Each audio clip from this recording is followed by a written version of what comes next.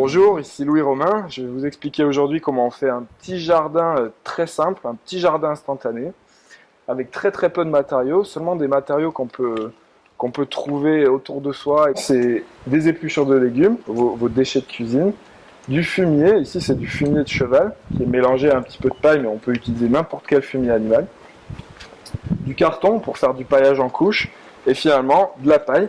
Ici on a une paille d'un mélange de foin et de fougères séchées qui sont très riches en potasse et qui vont venir nourrir le sol.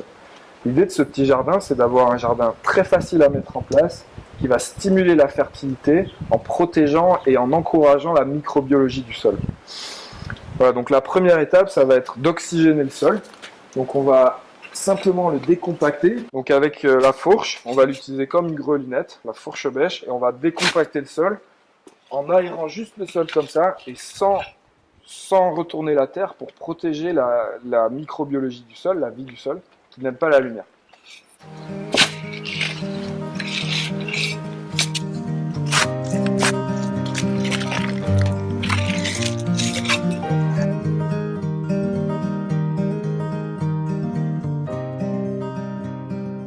Alors maintenant qu'on a décompacté le sol et qu'on l'a un petit peu aéré pour oxygéner et supporter le développement de la microbiologie, on va commencer l'installation du petit jardin. Alors la première étape, ça va être de mettre des épluchures de légumes, exactement vos déchets de cuisine. On les étale comme ça. Ça va servir à faire venir les vers de terre vers la surface.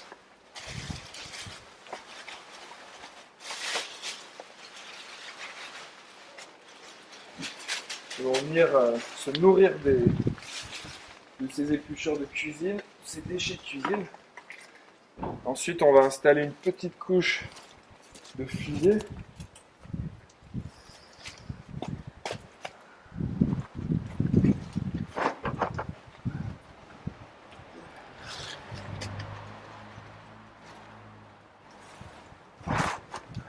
Ici, on a du fumier de cheval qui est de très bonne qualité.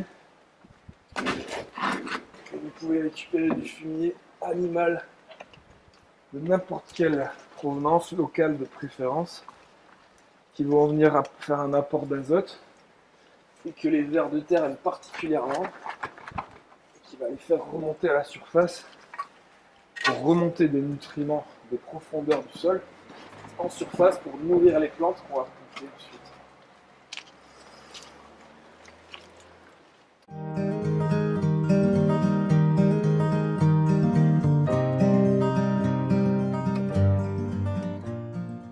Maintenant, je vais étaler quelques déchets de jardin.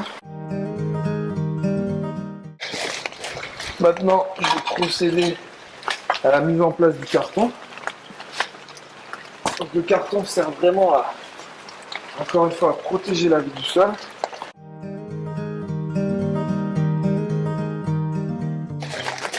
On va positionner ça de manière quasiment hermétique. Ça va avoir pour effet aussi de limiter la croissance des adventices, ce qu'on appelle communément les mauvaises herbes, mais dans le cadre de la permaculture, on n'utilise pas ce terme-là puisque la terre produit exactement ce dont elle a besoin.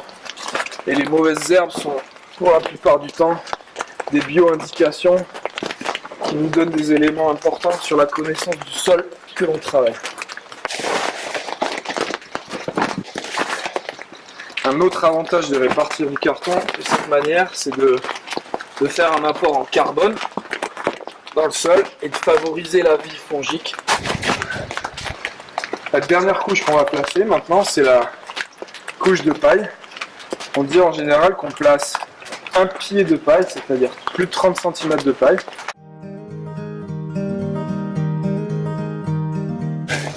Un paillage en fougère doit être un paillage sec. On récolte la fougère sèche à l'automne parce que quand elle est verte, elle contient une substance qui est légèrement toxique et qui peut nuire à la qualité du sol. On a une vraie couche de fertilité qui va stimuler stimuler la vie organique dans le sol, un apport d'azote et de carbone équilibré, et on a un épais paillage de fougères et de foin qui va maintenir l'humidité dans le sol et qui va faire en sorte qu'on ait beaucoup moins besoin d'arroser. Il faut retenir que 15 cm de paillage retiennent 5 cm d'eau. Donc avec cette épaisseur de paillage d'environ 30 cm, on a une dizaine de centimètres de pluie qui va être retenue là-dedans et qui va servir d'éponge pour nourrir les plantes qu'on va planter. Voilà, et la dernière étape, c'est de passer à la plantation. Donc là, j'ai un tout petit peu de terre de bonne qualité. J'ai quelques plants ici. Alors là, on va procéder à la plantation. On va juste écarter un petit peu le paillage, atteindre le carton. Ici, on va faire un petit trou dans le carton. Je découpe un petit passage.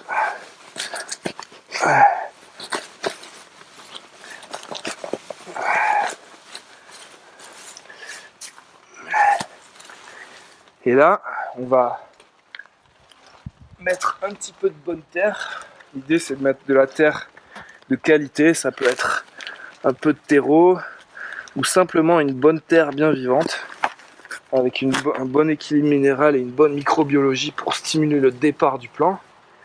On fait une petite niche bien douillette pour le plant. On va venir planter ça.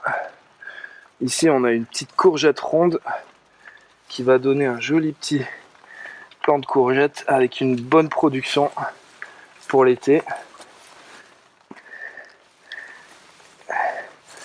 On va écarter un petit peu le paillage pour lui laisser un peu de place.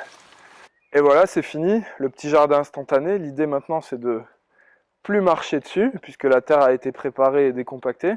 Donc on va essayer d'éviter de poser les pieds pour éviter la compaction et garder une terre très aérée et très oxygénée. L'idée là, c'est de vous avoir démontré que vous pouvez vous réapproprier la production de vos aliments, vos fruits et vos légumes en contexte urbain comme ici, ou périurbain, ou même à la campagne, avec une technique très simple qui est installée en simplement quelques minutes avec des matériaux que vous pouvez trouver n'importe où. Donc voilà, vous pouvez simplement changer le monde en jardinant et en prenant la responsabilité de votre existence, de votre santé et de celle de vos enfants.